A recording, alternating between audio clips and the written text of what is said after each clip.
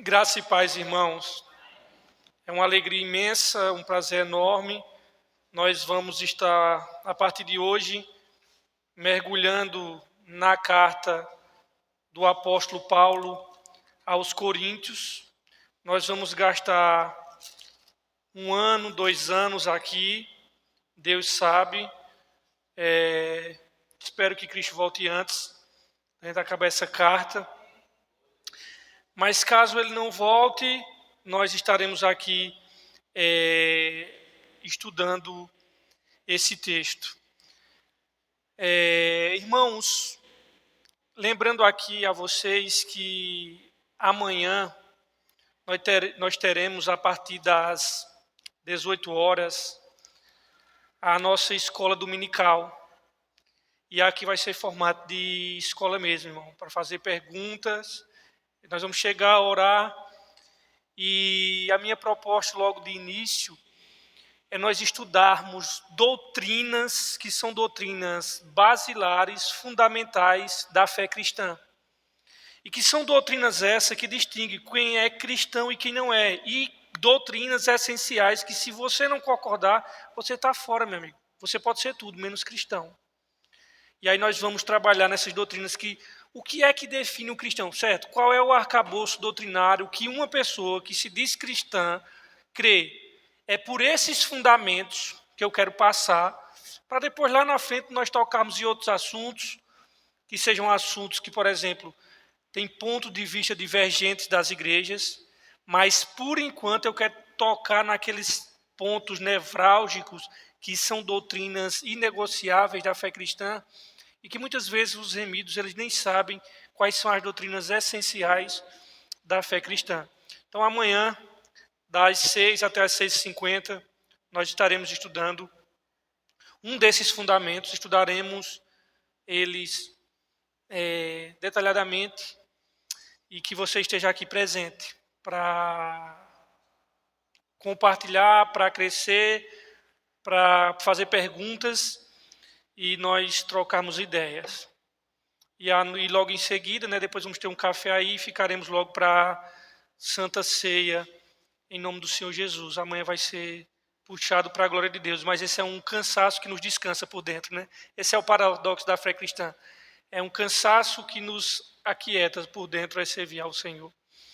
Irmãos, hoje nós começaremos um panorama na carta aos Coríntios. Eu costumo, todas as vezes que vou fazer uma exposição versos por versos, de um livro, de uma epístola, de uma carta, independente do gênero literário que seja, a gente faz um sobrevoo panorâmico sobre a carta. Nós fizemos assim, 1 de Pedro, fizemos todo aquele voo, olhamos os principais temas que seriam abordados ali, e depois de fazer aquele voo panorâmico, ter aquela visão geral do livro, aí o que é que nós fazemos nas semanas seguintes? Aí nós vamos olhar verso por verso, aí nós saímos daquela visão de estar sobrevoando a floresta, e aí nós vamos entrar na floresta, ver as texturas das folhas, das árvores, penetrarmos detalhadamente na floresta. Mas hoje vai ser aquele voo panorâmico sobre a carta aos Coríntios. Eu costumo dar sempre um título, um tema, baseado na exposição que nós vamos trabalhar. Em 1 de Pedro, por exemplo, nós vimos que é carta de Pedro aos peregrinos. Por quê? Porque o tema, a tônica daquela epístola de Pedro, e ele repete várias vezes, chamando os seus leitores de peregrinos, de forasteiros, de estrangeiros, que é a nossa relação. Depois de que Cristo entrou na nossa vida, ele nos fez peregrinos, mesmo sem tirar, às vezes, a gente da nossa terra, do nosso lado, da nossa casa, mas ele já nos fez seres peregrinos estranhos a esse mundo. Então, você, se nasceu de novo, você é um peregrino. A sua pátria não é essa.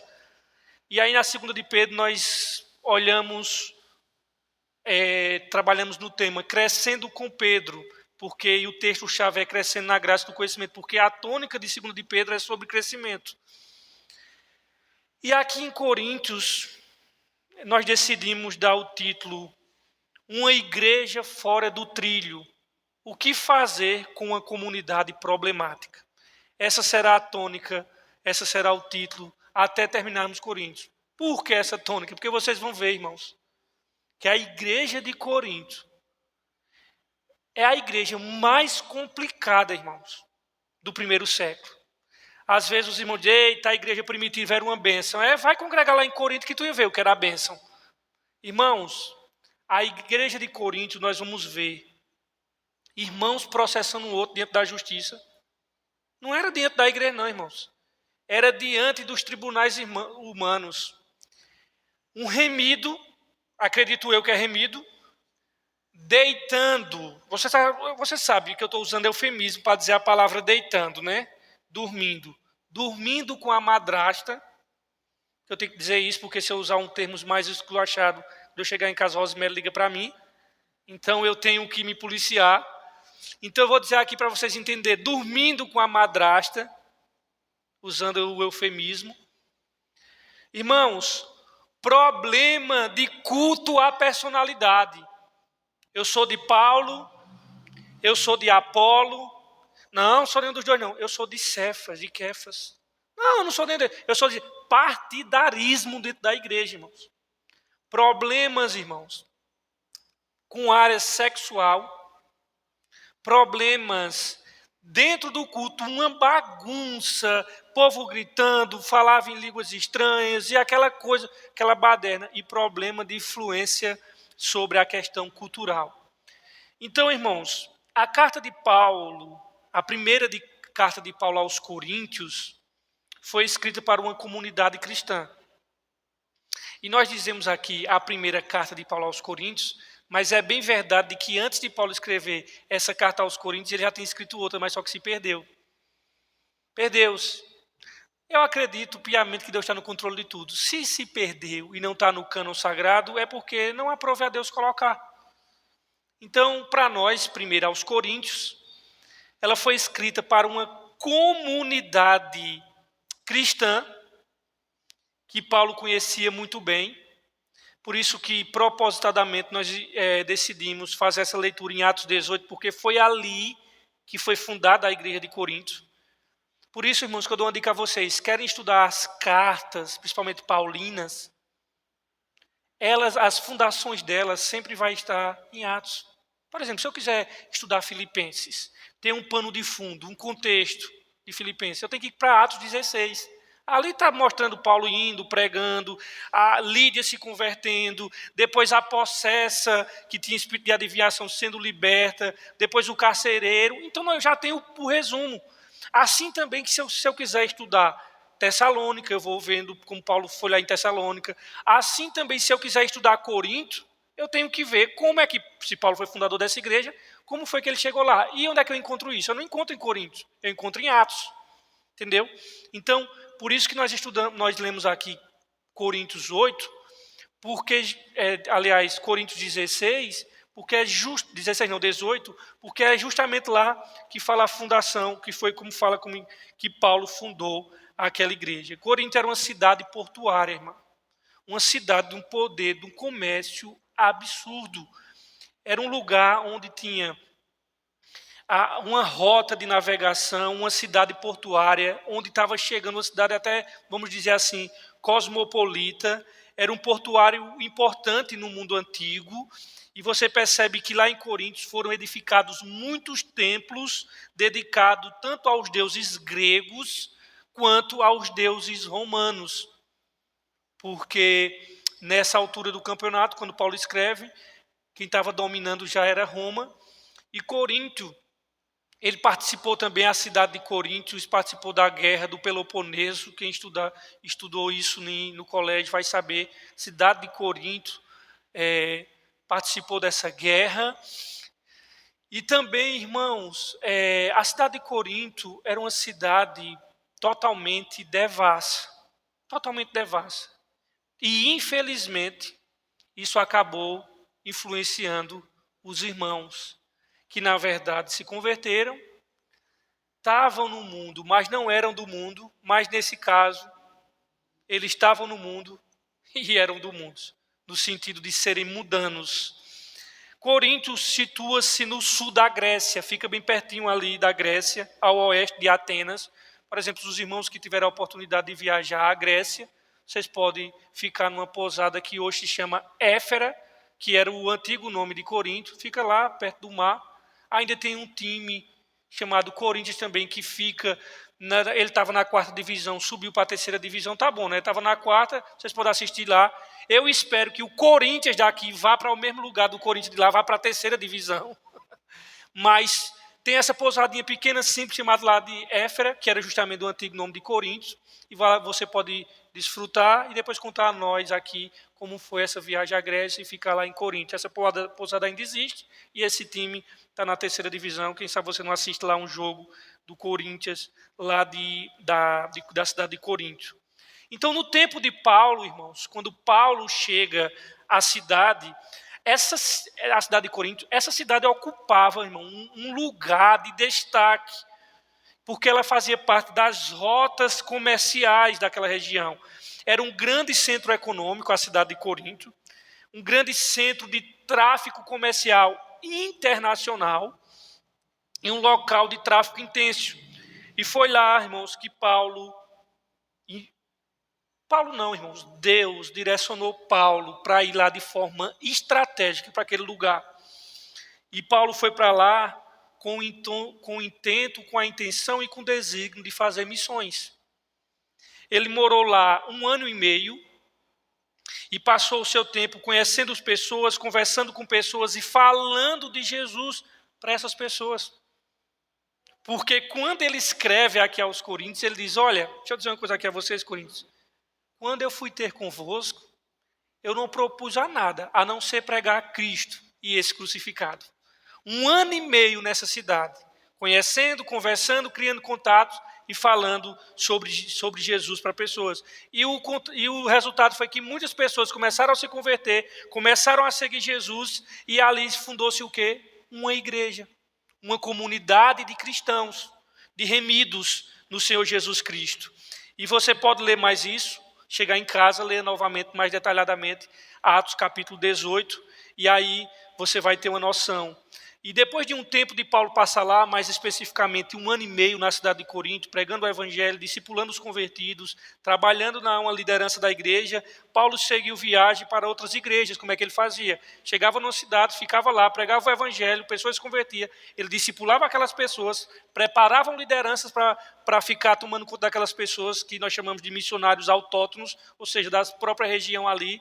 E aí Paulo, depois que estabelecia a igreja, via que a igreja estava consolidada, ele partia e ia plantar outras igrejas. E foi isso que ele fez. Só que ao ir, ele começou a receber relatos de que Coríntios não andava muito bem a comunidade que ele tinha deixado. Ele tinha deixado a comunidade legal, tinha deixado a comunidade saudável, com uma sã doutrina, igreja bíblica, ortodoxa, fundamentada na verdade. Só que, com a ausência de Paulo, começou a eclodir diversos problemas dentro da igreja de Corinto. E ele, Paulo, começou a ouvir relatos de que as coisas não estavam muito bem lá na igreja de Corinto. E a igreja estava passando por todo tipo de problema. E por isso ele escreve essa carta. Eu quero que você entenda que assim, o motivo de Paulo escrever as cartas, irmãos, na maioria delas era reativo. Ele escrevia por causa de uma necessidade que estava acontecendo ali e exigia-se a necessidade dele escrever. Com exceção de Romanos, que ele não escreve para corrigir um problema, mas ele queria que os romanos hospedassem ele, e ele fez um resumo do evangelho para dizer, olha, Romanos, porque ele não tinha fundado a igreja de Roma. Aliás, ninguém sabe quem fundou Romanos. A igreja de Roma. Então ele deu uma síntese do evangelho para os romanos dizer realmente ele crê no evangelho santo. E ele queria ficar ali para que dali ele tivesse apoio dos romanos para ir para a Espanha, que era os confins da terra para ele até então, né? E tudo indica que ele conseguiu ir aos confins da terra para ele na época que era a Espanha. E aí o que é que acontece? Essa carta, diferentemente de Romanos, que escreveu apenas para mostrar um tratado sobre o Evangelho, Filipenses foi escrito para agradecer uma oferta em dinheiro que os irmãos de Filipe tinham mandado para ele por meio de um mensageiro chamado Epafrodito. Aqui não, irmãos. Aqui Paulo, ele escreveu de maneira urgente para corrigir. Não era problema pequeno não, irmãos. Não era um problema de uma coisinha pequena aqui de irmãos, não. Era problema gravíssimo. Que ele diz, olha, está acontecendo coisas no meio de vocês que nem entre os pagãos, meu amigo, está acontecendo. Que há a ver de um camarada possuir a madrasta e vocês não estão nem aí, vocês não se importam, vocês até se orgulham disso daí. E aí ele escreve essa carta justamente para combater, confrontar e corrigir todos os problemas dessa igreja que tinha saído fora dos trilhos, uma comunidade extremamente complicada e problemática. E a carta ela é dividida em 5 partes, que vai estar aqui, essas 5 partes principais, que está aqui no projetor. Irmãos, essas 5 partes, ela já é o esqueleto, ela já é a armação de toda a carta aos Coríntios. Essas são as 5 partes principais, com uma saudação que Paulo faz no final. E essas 5 partes que vocês estão vendo, elas correspondem, irmãos, aos problemas que Paulo aborda. Cada um desses problemas. Então, essa carta, ela deve ser lida como uma coleção de ensaios curtos. Cada bloco desse aí são ensaios curtos sobre temas diferentes. São 5 partes e cada bloco desses aqui são cinco partes principais, irmãos. E Paulo aqui está tratando de temas diferentes. E veja, cada bloco desse aqui são problemas diferentes que Paulo está tratando, e ele vai mostrar como o evangelho vai unir todos esses problemas e vai combatê-los e vai corrigi-los. Ou seja, há ideias centrais que unem todas as partes. Eis o que ele vai fazer. A primeira parte, que é o primeiro bloco aqui, irmãos. Paulo vai descrever aqui o problema, depois ele responde ao problema com algum trecho do Evangelho. Isso ele vai fazer na parte 1 aqui. Que são o Evangelho, que são as boas novas de Cristo, de Jesus. E ele mostra como as pessoas não estão vivendo de acordo com o que dizem acreditar. Então, o tema dessa carta é corrigir uma igreja. Como era a igreja de Coríntios? Uma igreja mundana. Irmãos, mundana.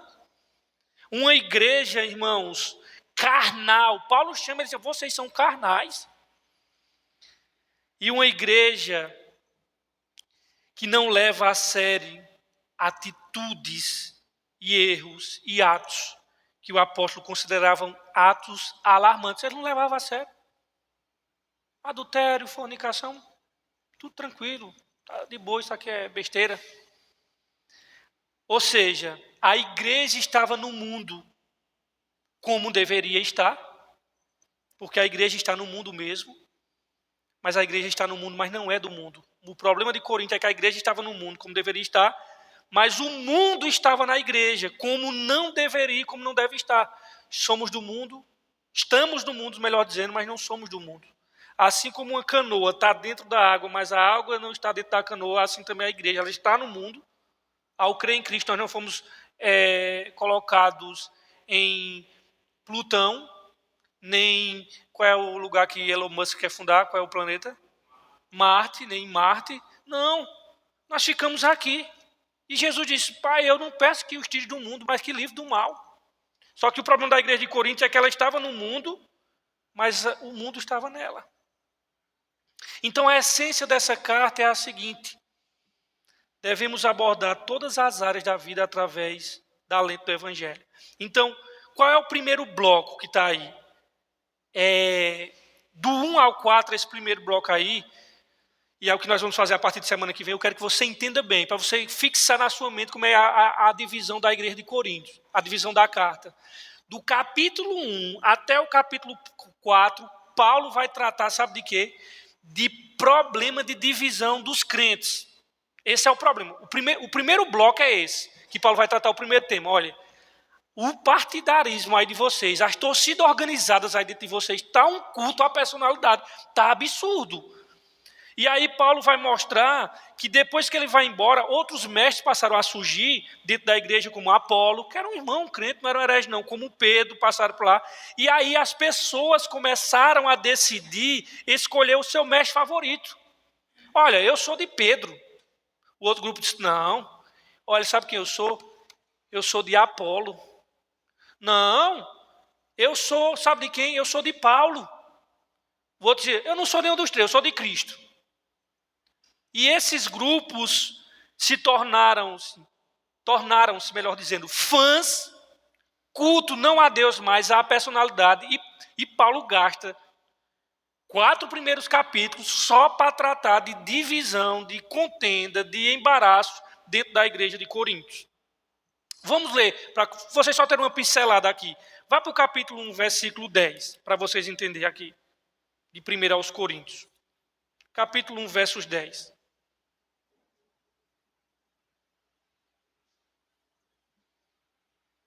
Então, nos 4 primeiros capítulos, ou seja, do 1 ao 4, Paulo vai falar das divisões da igreja.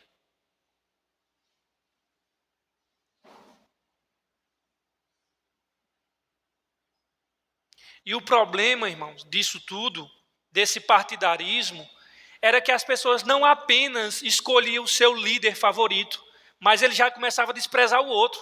Olha, fulano presta não. Era como se tivesse assim, um grupo que, por exemplo, no dia que um fosse pregar aqui, vem o grupo, o outro fosse... Está entendendo? Esse partidarismo, esse culto à personalidade. Veja como Paulo já começa a combater aqui no capítulo 1, versículo 10 ao 12. Ele já diz assim, rogo-vos, capítulo 1, versículo 10, de 1 aos Coríntios, rogo-vos, porém, irmãos, pelo nome de nosso Senhor Jesus Cristo, que digais toda uma mesma coisa, e que não haja entre vocês dissensões, antes sejais unidos em um mesmo pensamento e em um mesmo parecer. Porque a respeito de vós, irmãos meus, me foi comunicado pelos da família de Cloé, que há contenda entre vocês. Quero dizer com isto que cada um de vós diz, eu sou de Paulo, eu sou de Apolo, eu sou de Cefas e eu de Cristo. Está Cristo dividido? Foi Paulo crucificado por vocês? Ou foste vós batizados em nome de Paulo? Capítulo 3 agora, versículo 3 e 4. Ele continua combatendo esse culto à personalidade, esse fã-clube que não deve existir no meio da igreja de Cristo, irmãos. Isso tem que ser combatido. Capítulo 3, versículo 3 e 4.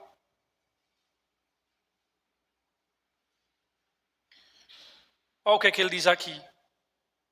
Porque ainda sois carnais, pois havendo entre vocês inveja, contendas e dissensões, não sois porventuras carnais e não andais segundo os homens? Porque dizendo um, eu sou de Paulo, o outro, eu de Apolo, porventura não sois carnais? Vocês percebem, irmãos, as pessoas decidiram aqui escolher o seu mestre favorito, tornaram-se fã daquele líder, começaram a falar mal e a desrespeitar a quem favorecesse outro líder, e a resposta de Paulo foi meio sarcástica e afiada. Ele disse, vocês estão de brincadeira comigo, né, meu irmão? Vocês devem estar de brincadeira. A igreja não é um concurso de popularidade.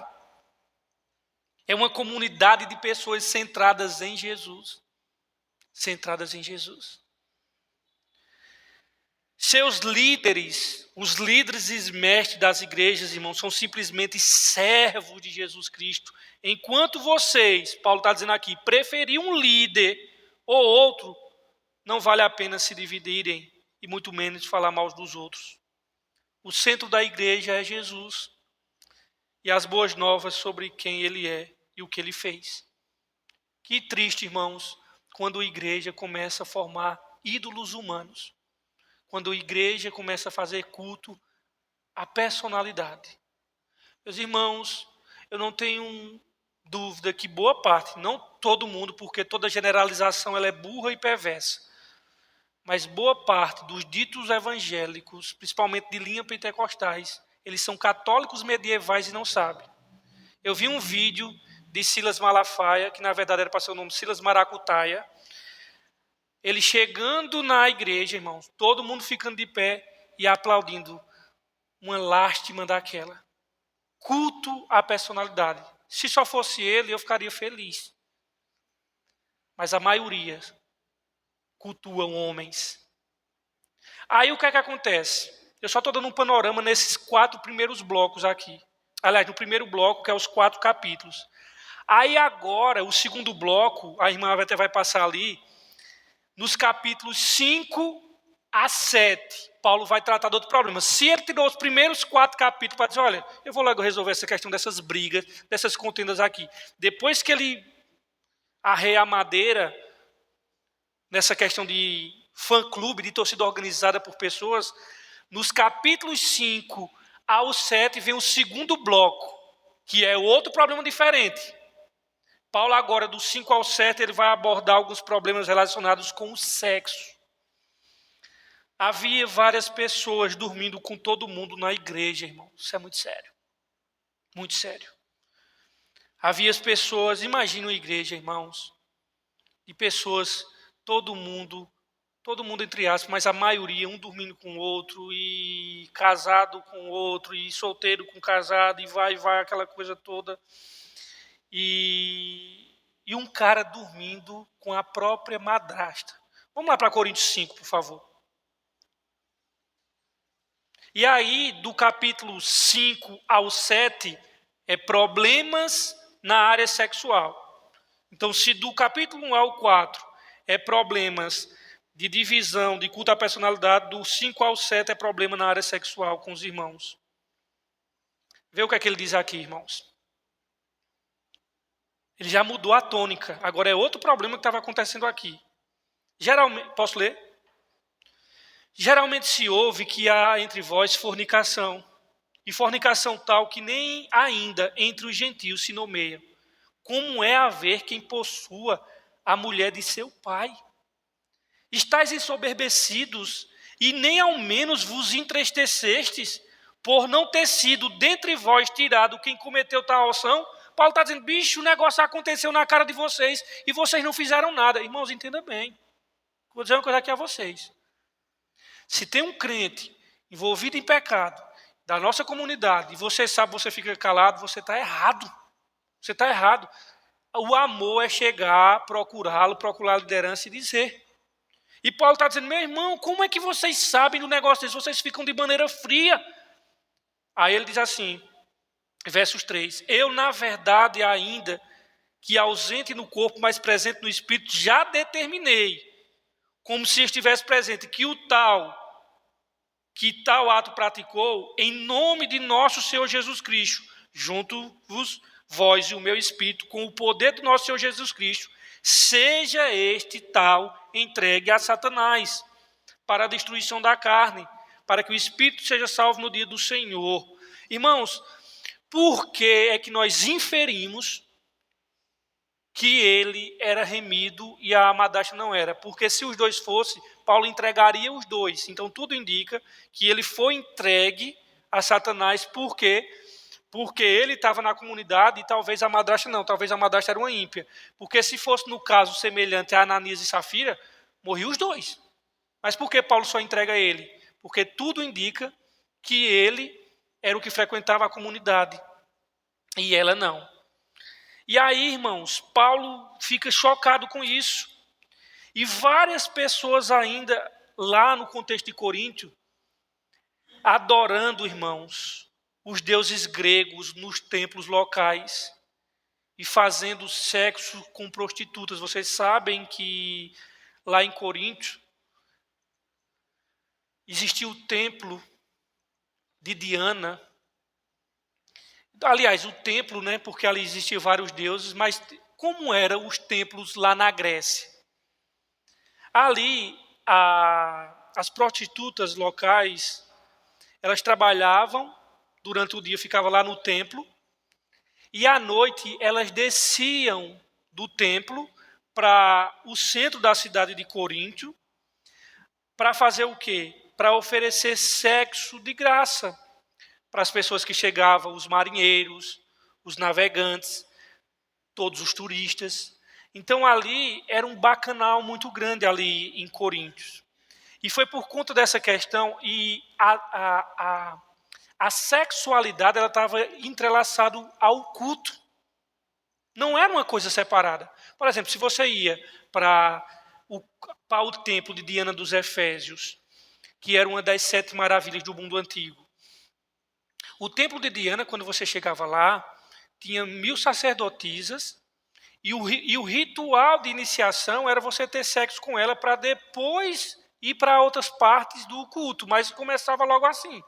Então a religião e a sexualidade estavam muito ligada na religião pagã da Grécia e, por conseguinte, romana, que já engoliu aquilo que os gregos tinham deixado. Então, graças a essa religião depravada, a cidade de Corinto ela se transformou num centro de imoralidade.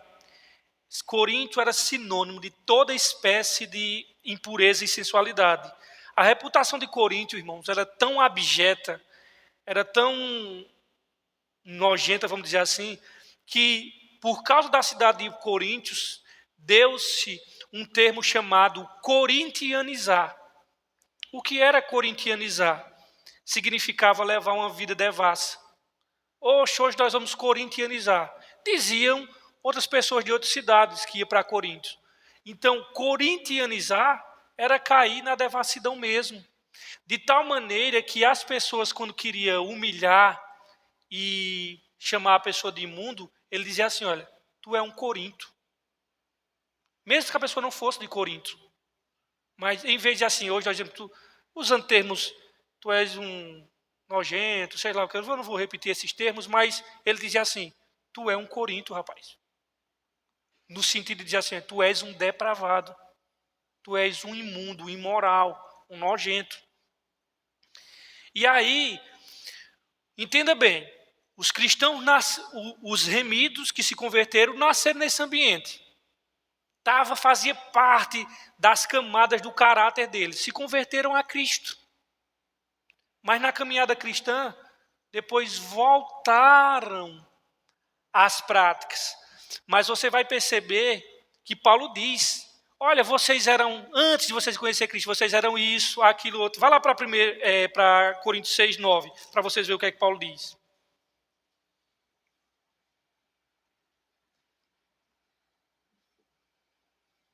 Capítulo 6, versículo 9.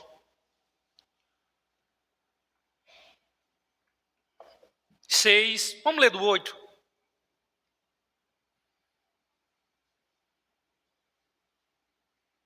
Seis, 8. Mas vós mesmos fazeis a injustiças e fazeis o dano, isto aos irmãos. Olha agora onde eu quero chegar. Não sabeis que os injustos não hão de herdar o reino de Deus? Não erreis, nem os fornicadores. Fornicação aqui, irmãos, é todo o ato sexual fora do casamento. Seja de solteiro ou de casado. E de casado é adultério também.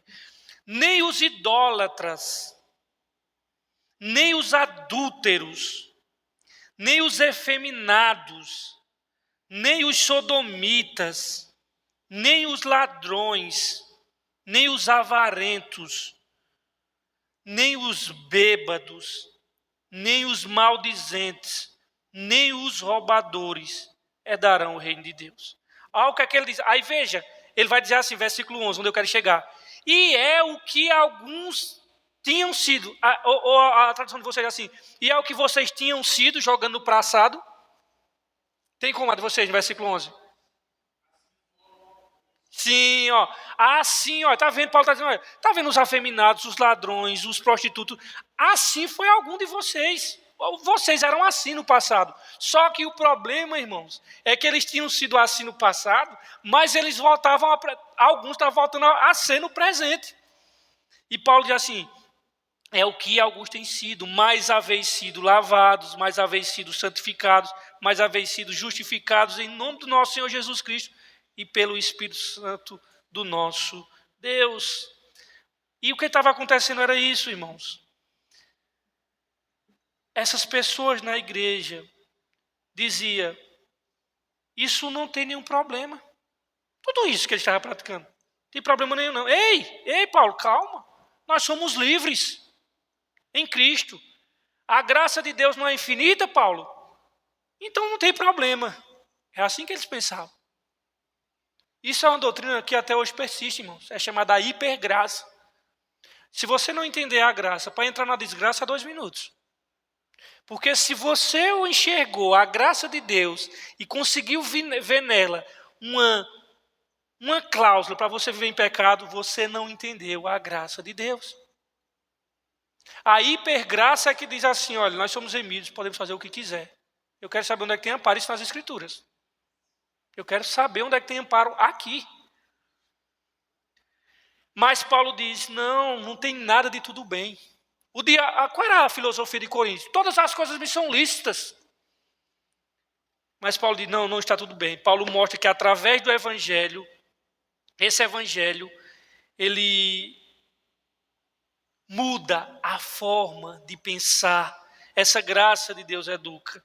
Ele mostra que essa forma de pensar dos coríntios está errada. E ele diz, lembre-se em primeiro lugar, que Jesus morreu pelos seus pecados, incluindo destruição de relacionamento causado pela má conduta sexual. Se você é um cristão, Paulo está dizendo a eles e a nós, a integridade sexual é uma das maneiras principais de respondermos à graça de Deus e ao amor de Deus. Pessoas saindo com prostitutas. Você vai pensar, irmãos, isso. E aí, o que é que acontece, irmãos? Paulo também lembra que assim como Jesus ressuscitou fisicamente dentre os mortos, os nossos corpos também serão soerguidos dentre os mortos. O que significa o seguinte, se o corpo está sendo resgatado por Jesus hoje e eternamente, então o que você faz com o seu corpo é importante. Essa ideia que o que nós fazemos com o nosso corpo não é importante não é bíblico, nós não somos gnósticos. O gnosticismo é dizer, olha, o importante é o espírito, o corpo Deus não liga. Quem disse? A Bíblia diz, apresentai os vossos corpos em sacrifício santo, vivo e agradável a Deus, que é o vosso culto racional. É por meio do corpo que nós servimos a Jesus, irmãos. Então, o que você faz com o seu corpo é importante, e é muito importante, não é fazer o que você quiser. E vamos deixar isso bem claro. Ser seguidor de Jesus significa não comprometer a sua integridade sexual. O sexo é uma dádiva dada por Deus. O desejo libidinoso é uma dádiva de Deus. Ele não nos fez seres assexuados. Mas esse desejo e esse sexo, ele tem parâmetros e tem limites. E os limites e o parâmetro dele é dentro do relacionamento conjugal. Fora disso, ninguém tem liberdade. E aí o que é que acontece, irmãos? Paulo sai desse problema. Veja que nos 4 primeiros capítulos ele lidou com a questão do divisão de personalidade, do culto à personalidade, contenda dos 5 ao 7, da problema da área da sexualidade. E agora, do 8 ao 10, ele vai entrar em outro problema, era o problema dos alimentos. Os cristãos no açougue, várias carnes e alimento oferecido aos deuses gregos, e aí os cristãos comiam, e que não tem nada de problema, só que Paulo disse, olha, se vocês encontrar algum pagão que pense, oxe, esse bicho é cristão, mas ele está comendo essa carne sacrificada ao ídolo, então pode adorar Jesus e essa divindade. Paulo diz, não faça isso, não coma. Agora, se ninguém comentar nada, pega como o ídolo nada é. O que Paulo está tratando aqui, irmãos, é que não pudesse nem causar escândalo para os cristãos judeus que tinham se convertido, mas aquela dieta judaica de Moisés estava muito ainda presente no coração deles, e eles ficavam escandalizados quando viam os crentes gentios comendo aquele tipo de comida. E também Paulo ele vai tratar nos capítulos 8 a 10 sobre essa questão, dizendo assim, olha, se um ímpio chegar na hora que você estiver comprando, dizer assim, olha, mas essa comida, essa carne aqui, fulano, foi oferecida a um Deus. Paulo diz, então não coma. Mas não coma não é porque tem alguma coisa de errado, não. É para que ele não possa dizer assim, Então fulano adora Jesus, mas adora essa também. Paulo diz, não, para vocês não ter similaridade com ele. Agora, se você for comprar e ninguém não dizer nada, pode, coma, porque o ídolo nada é. Ou se você for chamado para a casa de alguém, e esse alguém disser, olha, mas essa carne aqui foi oferecida a tal Deus, não coma. Não é porque tem alguma coisa de errado, mas é porque isso pode causar confusão na cabeça dele ou gerar até um certo tipo de escândalo. Mas se não disserem nada, coma tudo. E a questão aqui no capítulo 8 a 10 é sobre comida.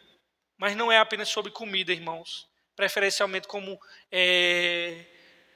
você gosta ou de que não gosta de determinado alimento. Tipo assim, eu gosto disso, não gosto disso. Não é essa a questão. A questão sobre a qual os coríntios estavam divididos era sobre carne vinda de animais sacrificados aos deuses gregos e romanos no templo locais. Por exemplo, vai lá para o capítulo 10, versículo 25.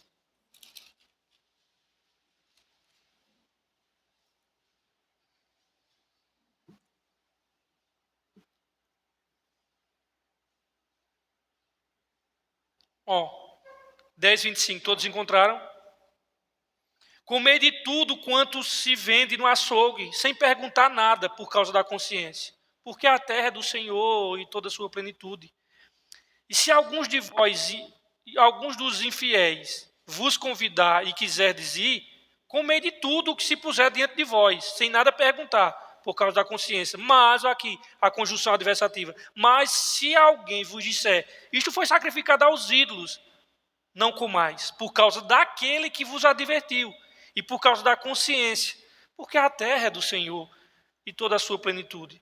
Digo, porém, a consciência não a tua, mas a do outro, porque há de a minha liberdade ser julgada pela consciência do outro. E se eu, com a graça, participo, por que sou blasfemado naquilo? Porque dou graças. Portanto, quer comais, quer bebais, ou façais qualquer outra coisa, fazei isso para a glória de Deus. Portanto, portai-vos de modo que não deis escândalos nem aos judeus, nem aos gregos, nem à igreja, nem a Deus. Então, irmãos, havia uma divisão entre os cristãos judeus e gentios sobre como responder a esse problema.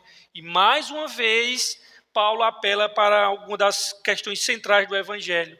Ele diz que a nossa lealdade a Cristo esteja acima de tudo e de todos. A Jesus como Senhor e não a outros. E se você estiver, Paulo está alertando aqui, numa situação em que a carne foi dedicada a outro Deus, e há pessoas observando o que você faz, e elas podem concluir, olha, os cristãos adoram Jesus e eles também adoram outros deuses também.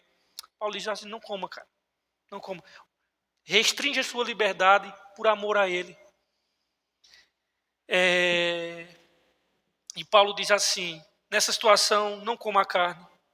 A sua lealdade deve ser somente a Jesus. E você deve amar as pessoas mais do que a si mesmo. E não ser motivo de pedra de tropeço para elas. Muitas coisas, irmãos. Se você entender que isso, de alguma maneira, vai gerar confusão na cabeça das pessoas, evite. Agora, é claro que isso tem um limite. Porque também nós não podemos ficar refém, e eu estou falando agora só de cristãos imaturos. Mas Paulo aqui, ele está pedindo que você, por amor, se abstenha para não gerar essa confusão e esse escândalo na cabeça dos outros. E Paulo qualifica isso rapidamente e diz assim, escute, como cristãos, parafraseando Paulo diz, olha, como cristãos, acreditamos que Deus é o Criador de todas as coisas. E de fato é. Incluindo até os animais. E os ídolos do templo, Paulo diz, nós acreditamos que não são apenas nada, a não ser pedaços de madeira e de pedra. Então, se não houver ninguém ao seu redor que possa interpretar mal as suas ações, e se você estiver com fome, pode comer. Coma, não tem problema nenhum. Como um novo ser em Cristo, você é livre para seguir a sua consciência nesse tipo de assunto. Você é livre. Mas ele diz, tenha restrição apenas se isso vir causar escândalo. Então, por que uma situação ele não pode comer, né? Não pode comer e a outra situação não tem problema nenhum? O princípio básico é justamente isso, o amor. O amor nega a si mesmo, procura o bem-estar de outras pessoas. E o amor de Deus é o centro do Evangelho. É o que Jesus fez quando morreu por nós. E Paulo diz que os cristãos devem fazer isso por amor a outras pessoas. E aí, dos capítulos 11, que aí vamos para o terceiro, acho que é para o quarto bloco nosso, do capítulo 11 ao 14, Paulo continua agora abordando os problemas nos encontros semanais, na adoração. Agora ele vai tratar de problemas no culto da igreja. Uma bagunça desgraçada. Não tinha liturgia, um vinha com línguas esquisitas, outros vinham interpretando, gritar, um interrompia o outro. E aí Paulo vai começar agora a tratar aqui, irmãos, do capítulo 11 até o 14, Paulo vai tratar agora do culto. Agora ele voltou para a área do culto aqui. Rapaz, o culto... Por isso que ele diz, olha, tudo tem que ser feito com ordem e decência. Havia algumas pessoas que estavam tendo experiências muito poderosas e começavam a orar em voz alta, em línguas desconhecidas. Outras pessoas começavam a compartilhar um ensinamento ou uma palavra de Deus. Em seguida, alguém levantava-se, interrompia, porque também queria compartilhar. Era uma situação caótica. Não tinha ordem, estava assim, uma baderna. E Paulo tira os capítulos 11 a 14 para falar dessa situação caótica. Isso estava distraindo as pessoas do Evangelho, especialmente os visitantes que chegavam lá. Era uma bagunça total, irmãos. E nesses capítulos, Paulo ajuda, a partir do propósito desses encontros, dos cultos dos coríntios, para ajudá-los a ver que tipo de comportamentos são adequados dentro do culto. E ele disse que o encontro semanal é um lugar onde o Espírito de Deus trabalha através de todos nós. E isso acontece de forma unificada e não de forma bagunçada. Ele desenvolve uma metáfora aqui muito boa, que é uma das metáforas mais ricas. Ele coloca a igreja como um corpo de Cristo. E um corpo tem vários membros. E cada membro exerce um papel, exerce uma função importante. Todo membro ele é vital. Por exemplo, nós temos membros que Deus colocou que fosse exposto. O nosso rosto não tem como esconder. É um membro, olhos, boca, nariz, enfim, que são expostos. Mas tem membros que não são vistos. O nosso coração, o nosso pulmão, o nosso estômago, o intestino delgado, grosso. E Paulo diz que cada um desses membros do corpo ele é importante. E por isso que muitas pessoas na igreja elas vão ter funções que vão ser percebidas. Por exemplo, uma pessoa que prega, ele não tem como se esconder, ele vai ter que pregar, todo mundo vai estar vendo ele. Mas tem pessoas que vai ser com espécie de coração, de espécie de pulmão, ele vai trabalhar nos bastidores. Mas quem é mais importante? É quem é visto ou quem não é visto? Todos os dois são importantes. Ou o rosto é mais importante que o coração? Não é, irmãos. E aí Paulo vai mostrar que, embora sejamos um corpo, e o corpo tem partes diferentes, cada parte serve um único papel importante. Até o dedo mindinho, até o dedão do pé, que a gente nem lembra dele, a não ser quando leva uma topada.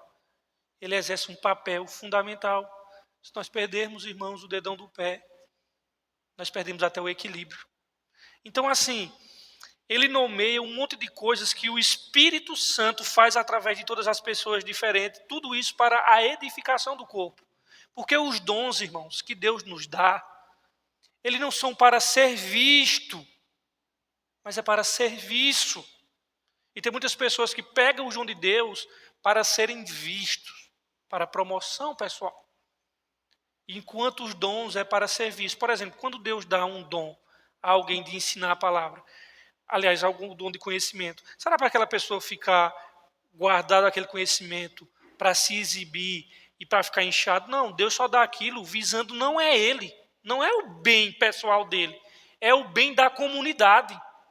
Quando Deus dá a alguém o dom de louvor, por exemplo, não é para ele ficar no espelho de casa, não, Deus está dando isso a ele, não é pensando nele em si, é pensando na comunidade, ele vai ser o canal. O dom de colaboração, o dom de serviço, em tudo, irmãos, todos os dons que Deus nos dá, ele nunca está pensando nós nunca somos o fim em si mesmo. ele está de olho na comunidade, por meio do qual o dom vai edificar o povo de Cristo. Então, a nossa função é glorificar a Deus na edificação do seu povo e na salvação dos perdidos. Então é isso.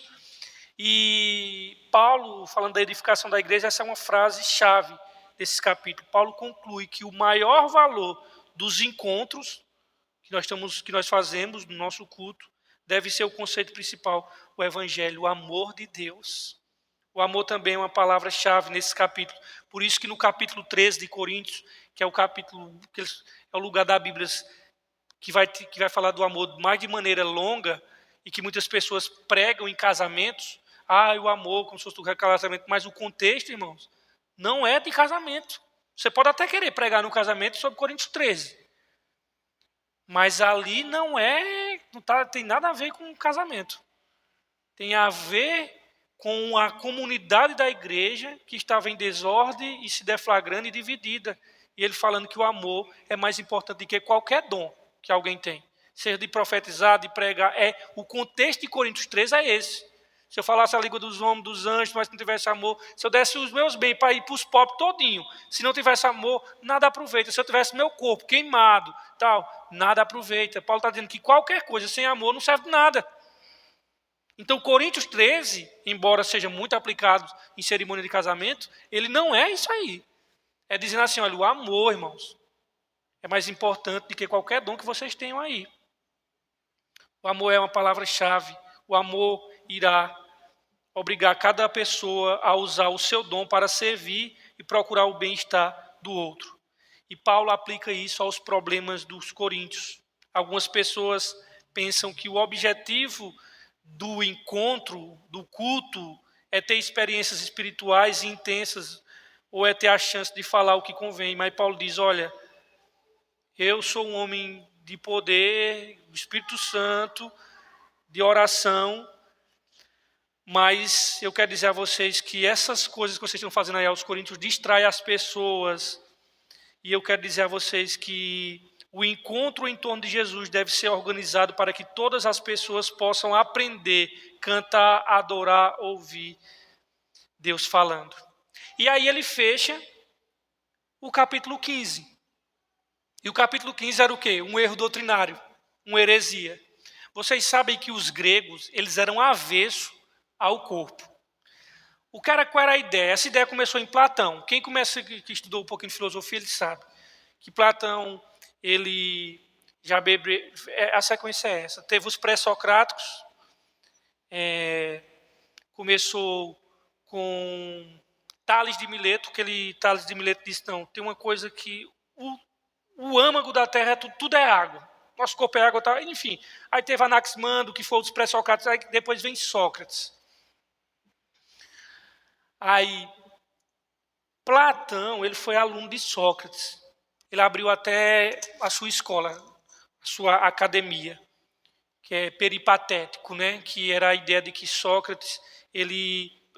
Platão, ele começava a ensinar os seus alunos na escola dele, que era um lugar muito arborizado, muito verde. Então, ele não tinha uma sala de aula, ele ia ensinando e caminhando com o pessoal. Jesus também fazia isso, né? Ele ia lá ensinar os seus alunos no meio do jardim e assim ia. Só que Platão, ele dividiu o mundo material do mundo espiritual. E ele diz assim, tudo que é espiritual é bom e tudo que é matéria é ruim. Era assim que o platonismo pensava. E aí o que é que acontece? Surgiu o gnosticismo fazia isso também, dizia que a matéria é ruim e o espírito é bom. E o que é que acontece? Os gregos eram fortemente influenciados por essa questão platônica, que tudo que era atrelado à matéria era ruim, e tudo que era espiritual era bom. O cristianismo defende isso, irmãos. O cristianismo vai dizer que as coisas materiais são boas, porque Deus... por exemplo, por que era que João, quando escrevia assim, olha, nós apalpamos, o anticristo é aquele que nega que Jesus veio em carne. Por quê? Porque o gnóstico diz, não, Cristo não pode ter encarnado, não. Se a carne é uma coisa ruim. Não, e tinha Jesus, Cristo baixou em Jesus, e na hora de ser crucificado ele saiu. Mas Jesus era uma coisa, Cristo era outra. Tudo isso influência do platonismo, irmão. de Platão. Os coríntios, como gregos que eram, eles entendiam que a morte era uma libertação desse cativeiro chamado corpo. Então, seria, na cabeça deles, seria o maior retrocesso, o maior atraso, uma ideia de que depois da morte, voltar para um corpo e ressuscitar. E os coríntios se converteram. Só que a influência grega e da história deles, eles começaram a dizer assim, não existe ressurreição. Esse é o tema do capítulo 15, que Paulo vai dizer, como é a história que está acontecendo entre vocês? Vocês estão dizendo que não há mais ressurreição, não é? Olha, se não há ressurreição, Cristo não ressuscitou. Se Cristo não ressuscitou, nós somos mentirosos. E outra coisa, se Cristo não ressuscitou, nós estamos perdidos nos nossos pecados. E outra coisa, nós somos falsos testemunhas. E os que morreram em Cristo estão tudo perdidos. E aí Paulo começa a trazer de volta à tona esse pilar da ressurreição. Porque os coríntios eram gregos e tinham novamente caído nessa ideia de que essa ideia de voltar à matéria, voltar ao corpo, era um dos atrasos. E o último problema que Paulo aborda a questão aqui da ressurreição de Jesus é a esperança futura dos seguidores de Cristo. Vai lá para Coríntios 15, para vocês verem. Algumas pessoas estavam dizendo na igreja de Corinto que, na verdade, diziam que a ideia da ressurreição é ridícula e sem a importância para o cristão. E Paulo diz, como é, que história é essa que vocês estão dizendo aí? Que não tem ressurreição, é? E Paulo reage a isso e começa dizendo que a ressurreição é uma parte fundamental, é um pilar essencial do evangelho. Irmãos, deixa eu dizer uma coisa aqui a vocês. Se Cristo não ressuscitou, aqui o que está acontecendo agora é a maior perda de tempo, irmão. É tudo besta se ele não ressuscitou. Nós estamos aqui porque Cristo ressuscitou, irmãos. Porque faz mais sentido a gente adorar uma banana do que se Cristo não tivesse ressuscitado. E Paulo diz, meu amigo, o pilar do evangelho não está na morte de Jesus, não, irmãos. O pilar do evangelho está na ressurreição de Cristo. Porque se Cristo não ressuscitou, nós temos um Salvador morto, meu amigo. E um Salvador morto não serve para nada. Por isso que os céticos e ateus, eles pegam e o que eles mais querem minar é a ressurreição de Cristo. E eles estão certos. Porque tirou a ressurreição de Cristo, meu amigo, não sobra mais nada, viu? Esqueça ensinamento, morte, sangue. Tirou. Se Cristo não ressuscitou, acabou-se, meu amigo. Fecha as portas, entrega a chave a Josaildo e vamos viver e o que der o que der na telha, porque perdeu o sentido, irmãos. Vai adorar uma banana que faz mais sentido do que estar aqui falando de Jesus. O pilar do evangelho é a ressurreição de Cristo. Aí Paulo diz assim, ó, versículo 15, versos 1. Também vos notifico, irmãos, o evangelho que já vos tenho anunciado, o qual também recebeste, no qual também permaneceis, pelo qual também sois salvos, se o retiverdes, tal como vô-lo tenho anunciado, se não é que credes em vão. Porque primeiramente vos entreguei o que também recebi, que Cristo morreu pelos pecados segundo as Escrituras, e que foi sepultado e que ressuscitou ao terceiro dia, segundo as Escrituras. Aí veja que ele está fazendo uma defesa. Ele está dizendo, vocês estão dizendo que ele não ressuscitou, não? Olha o que é que ele diz aqui, ó. Verso 5. E que foi visto por Cefas, e depois pelos 12, e depois foi visto uma vez por mais de 500 irmãos, dos quais ainda vive ainda a maior parte, mas alguns já dormem. Paulo está dizendo, olha, Cristo ressuscitou, não é? Os irmãos viram e boa parte estão vivos. Se vocês quiserem saber se é mentira, vai perguntar lá a eles. Alguns já morreram, de fato, que viram Jesus. Agora, a boa parte estão vivos. Vai lá perguntar.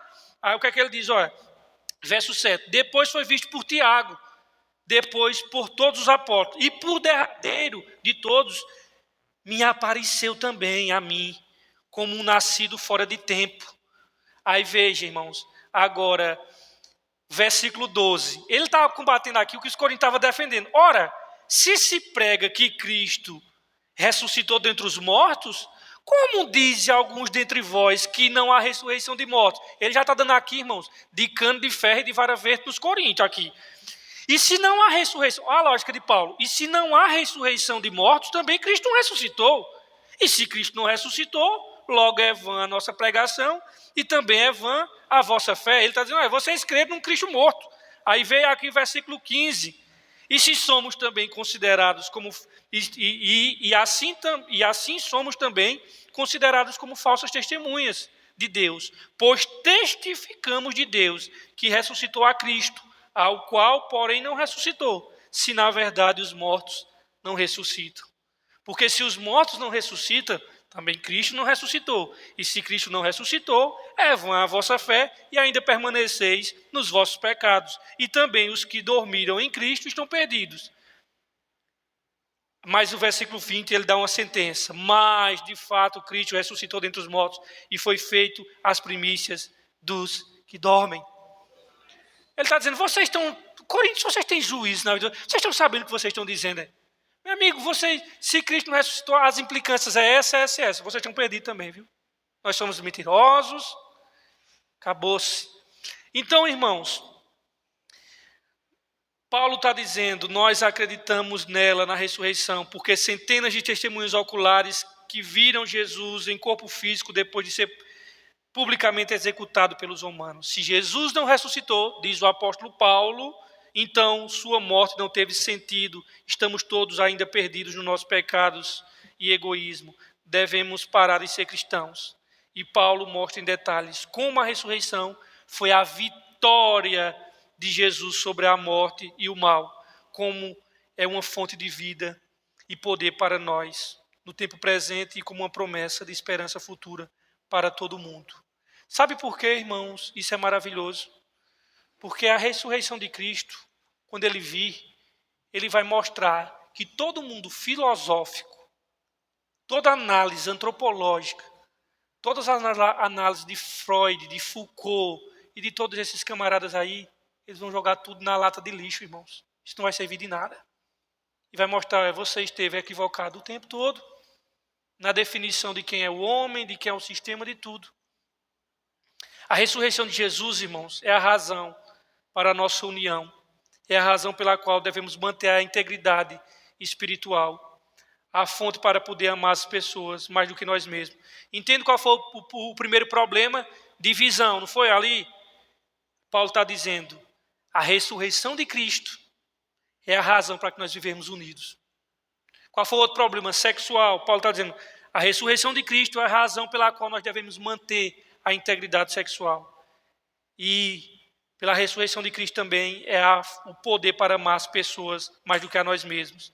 Em última análise, para fecharmos aqui, a nossa esperança para a vitória sobre a morte, irmãos, é Cristo Jesus. Então Paulo conclui que acreditamos que Jesus foi ressuscitado entre os mortos, o que significa o seguinte: o evangelho não é apenas um conselho moral ou uma receita para uma espiritualidade particular.